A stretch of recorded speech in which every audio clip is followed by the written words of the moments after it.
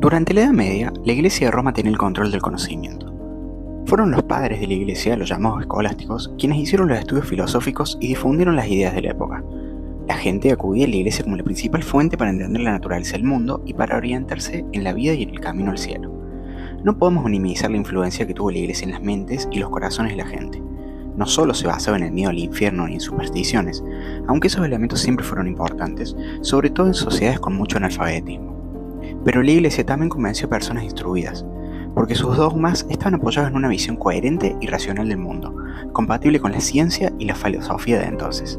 Ya que la Iglesia dominó tanto la escena medieval, es necesario ver las bases filosóficas del cristianismo. En general, se acepta que el fondo filosófico de la Iglesia medieval viene del pensamiento de Platón. San Agustín adoptó muchas ideas platónicas sobre la realidad. Creía que hay dos mundos, uno que conocemos por los sentidos y otro que alcanzamos por la razón. El primero es imperfecto y pasajero, el segundo perfecto y eterno. El mundo sensible lo captamos con los sentidos, el otro solo con el espíritu. Aquí aparece uno de los problemas clásicos de la filosofía. ¿Podemos saber algo más de lo que nos dicen nuestros sentidos? Ese problema volverá en varios sistemas de pensamiento que veremos más adelante. Para Platón, ese otro mundo del espíritu era más real que el mundo de las apariencias. En el mundo material encontramos copias imperfectas de la belleza, la justicia o la amistad. En el mundo inteligible, por la razón, conocemos las formas perfectas, las ideas mismas de belleza, justicia y amistad. Los padres de la Iglesia encontraron en Platón la base para decir que existe un reino de los cielos, perfecto y permanente, y un reino de este mundo lleno de error e ilusión. Así, del pensamiento griego extrajeron la base filosófica de muchas doctrinas medievales. Pero ya entrado el siglo XIII apareció otra influencia, las obras de Aristóteles, redescubiertas y transmitidas por eruditos árabes que las habían conservado durante la caída del mundo romano. A medida que la cultura islámica se extendía hacia Occidente, esa erudición llegó al mundo cristiano. Entonces, la Iglesia fue cambiando el marco teórico, de Platón a Aristóteles, porque la visión aristotélica ofrecía una imagen del mundo más sólida y una idea de metafísica compatible con la teología cristiana. A diferencia de Platón, Aristóteles pensaba que el mundo que conocemos por los sentidos es el mundo real. No veía una separación tan tajante entre lo que perciben los sentidos y lo que concibe la razón. Para él, todas las cosas están ordenadas según cuanto pueden realizar su finalidad interna. La materia inorgánica lo hace de una forma, los seres vivos de otra, y el ser humano, siendo consciente, puede realizarlo mejor que el resto. El alma humana, ese motor interno, es consciente de su propia finalidad. Por eso el hombre tiene una responsabilidad moral de desarrollarse, algo que los animales no comparten. Santo Tomás de Aquino estudió mucho la filosofía de Aristóteles y la adaptó para que sirviera de base al cristianismo medieval. Para Santo Tomás, todo, desde los árboles hasta los arzobispos, estaba ordenado en una jerarquía ascendente. Y ese orden se perfecciona según cuanto logra cada cosa realizar su forma interior. Según él, había un designio en todas las cosas, que en su esencia se identificaba con Dios, conectando así el reino divino con este mundo. Esta manera de pensar veía el mundo como una jerarquía de formas, subiendo desde lo inorgánico hasta los seres humanos. Aristóteles no proponía leyes universales que explicaran todo. Cada nivel tenía sus propias leyes. Lo que rige la materia no explica a lo vivo, y lo que rige a los seres inteligentes no reduce a las leyes de la materia. Cada grado intenta cumplir su finalidad inmanente. El ser humano, al estar en la cima y poseer razón o fe, tiene una responsabilidad moral superior y especial. Además, la posición social de una persona se entendía según su capacidad para comprender la naturaleza del mundo y su papel en él. Aunque ante Dios todas las almas eran iguales, en la tierra no todos eran iguales. La visión medieval aceptaba jerarquías sociales fijas y privilegios. Buscaba un orden social y político no democrático, más aristocrático, donde algunos gobernaban y otros obedecían. Cabe recordar que Aristóteles no condenaba la esclavitud en su época e incluso tuvo a esclavos. En resumen, podemos decir que la visión medieval del mundo venía de conceptos filosóficos que apoyaban una sociedad poco democrática, con barreras sociales y privilegios aceptados como parte del orden natural.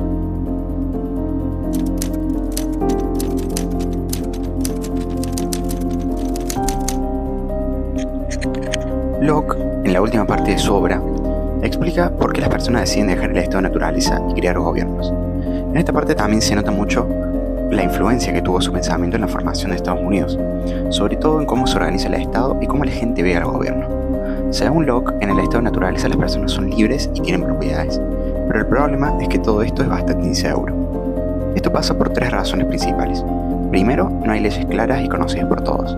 Segundo, no hay un juez imparcial que resuelva los conflictos. Y tercero, no existe una autoridad que haga cumplir las leyes.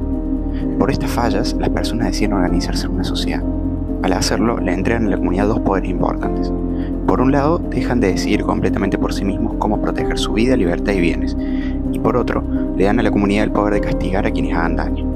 A partir de ahí, la comunidad tiene la responsabilidad de garantizar la seguridad de todos. Esta idea se ve reflejada claramente en la Declaración de Independencia de Estados Unidos. Locke también plantea que todos los hombres son libres e iguales desde el inicio, porque nadie nace con ideas innatas. Esto sirve de base para la idea de que existen derechos inalienables, que el gobierno debe surgir del consentimiento del pueblo y que su función principal es proteger la vida, la libertad y la propiedad. O sea, el poder del gobierno viene de la gente. Cuando se forma la comunidad política, las personas ceden dos poderes, el de actuar según su propia ley y el de castigar a otros, que lo entregan completamente. Por eso es tan importante el poder legislativo, que crea leyes para organizar la sociedad, aunque éstas limiten un poco la libertad natural. Igual, la idea es que esas leyes ayuden a proteger mejor los derechos de todos.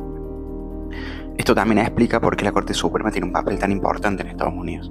Se la ve como la encargada de defender las libertades y frenar leyes que la violen. En general, en Estados Unidos hay una fuerte desconfianza hacia el gobierno. La gente suele preferir que se intervenga lo menos posible en su vida y en los negocios. Un buen ejemplo fue lo que pasó con el New Deal de Roosevelt. Algunos lo veían como necesario en un momento de crisis, pero otros pensaban que iba en contra de los principios básicos de limitar el poder del Estado.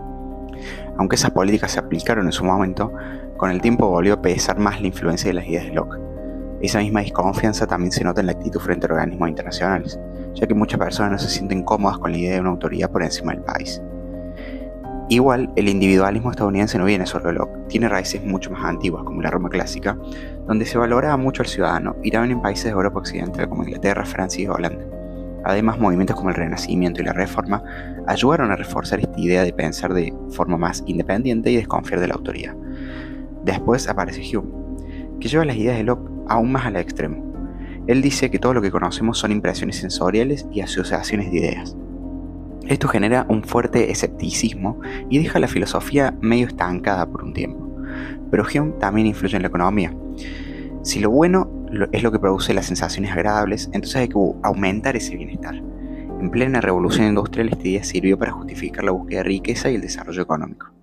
En ese contexto surge el laissez-faire, el dejar hacer, que es una teoría que defiende que el Estado intervenga lo menos posible y que las empresas tengan la mayor libertad posible de acción. Los primeros colonos llegaron a Nueva Inglaterra y Virginia incluso antes de que naciera Locke.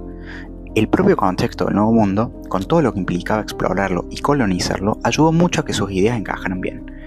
Este era un territorio enorme, con un montón de espacio y oportunidades, y eso hizo que quienes vivían allí valoraran mucho la libertad.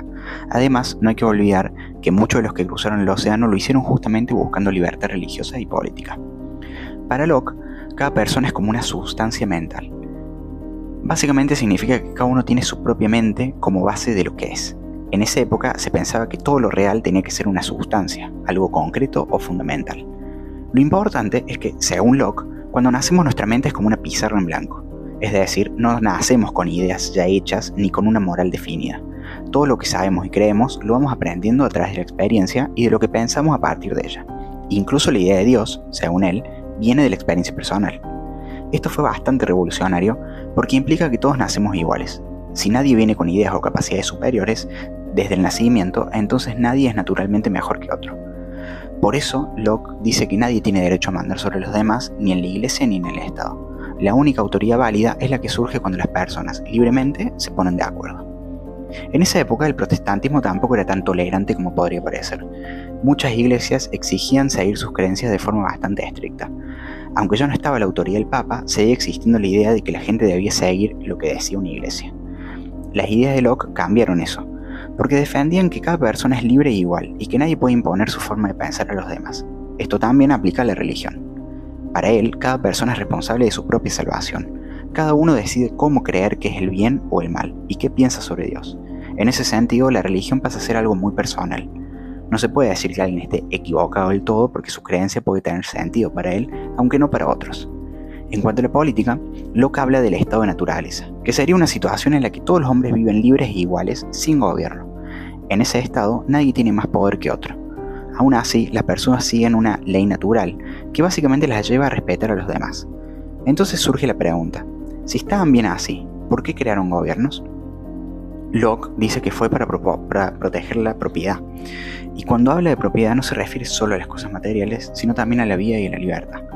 Al principio la gente vivía con lo que la naturaleza les daba, pero con el tiempo empezaron a mejorar herramientas, casas, tierras, y lo que alguien mejora con su propio trabajo pasa a ser suyo. Para proteger todo eso, las personas deciden organizarse en sociedad. Cada uno deja de defender sus derechos por su cuenta y le da ese poder a la comunidad o al gobierno. Así nace el Estado, cuya función principal es proteger a las personas y sus bienes.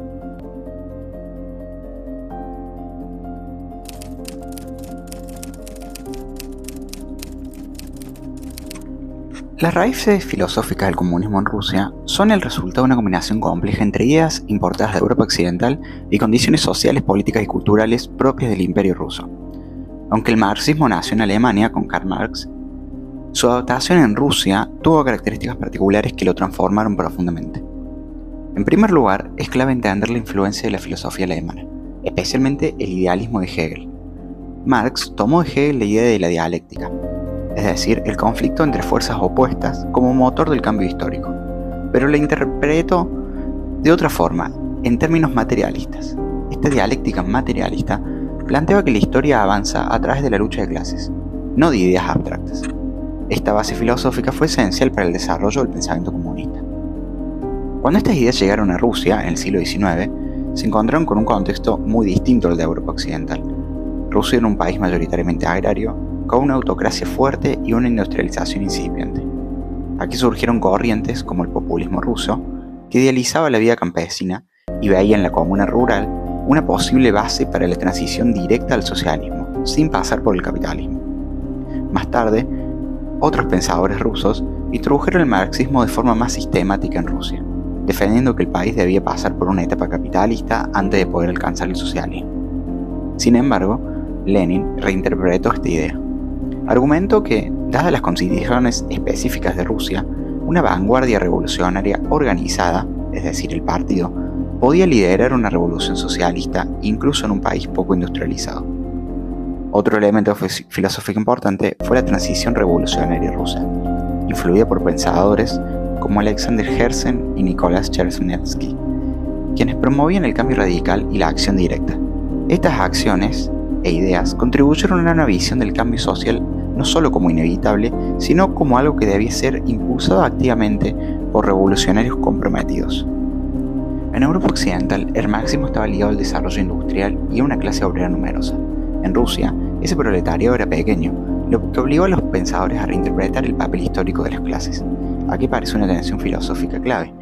¿La historia sigue leyes universales, como sugería Marx, o depende de condiciones concretas que permiten saltos? Lenin opta por la segunda opción, y ahí introduce una ruptura importante con el marxismo más ortodoxo. Otro aspecto fundamental es la herencia del populismo ruso, que no solo fue un movimiento político, sino una corriente con implicaciones filosóficas muy profundas.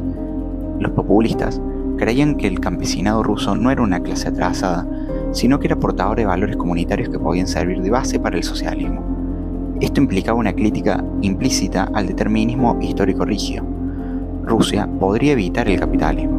Aunque Lenin rechazó muchas de estas ideas, conservó algo esencial: la noción de que la revolución puede ser impulsada por una minoría consciente que actúa en nombre de una mayoría aún no organizada. También hay que considerar la influencia de la inteligencia rusa, un grupo social peculiar que no era simplemente académico, sino moral y políticamente comprometido. A diferencia de los intelectuales occidentales, muchos pensadores rusos veían la filosofía como una guía para la acción. Esto refuerza un rasgo clave del comunismo ruso, su carácter profundamente práctico. La teoría no era una teoría contemplativa, sino una herramienta para transformar la realidad. En términos filosóficos más estrictos, el marxismo ruso desarrolló una forma particular de materialismo dialéctico. Algunos autores rusos intentaron mantener una línea más científica y cercana a Marx, insistiendo en leyes históricas objetivas. Sin embargo, Lenin introdujo un elemento voluntarista. La conciencia revolucionaria no surge espontáneamente de las condiciones materiales, sino que debe ser introducida desde fuera, por el partido. Esto tiene implicaciones filosóficas profundas, porque reabre el papel de la subjetividad en un sistema que pretendía ser estrictamente materialista. Además, el contexto político ruso una autocracia sin libertades liberales consolidadas, influyó en la forma que tomó el pensamiento comunista. La ausencia de instituciones democráticas llevó a valorar más la disciplina, la centralización y la organización jerárquica. Esto no es solo un rasgo político, sino también filosófico. Implica una visión del conocimiento y de la verdad como algo que puede concretarse desde una vanguardia. Finalmente, no se puede ignorar la dimensión casi ética o incluso cuasi religiosa que adquirió el comunismo en Rusia. Aunque era oficialmente ateo y materialista, muchos de sus seguidores lo vivieron como una misión histórica, como una fuerte carga moral, la redención de la humanidad a través de la abolición de las clases. Esto conecta con tradiciones más antiguas del pensamiento ruso, incluyendo ciertos elementos del cristianismo ortodoxo, como la idea de sacrificio y de redención colectiva.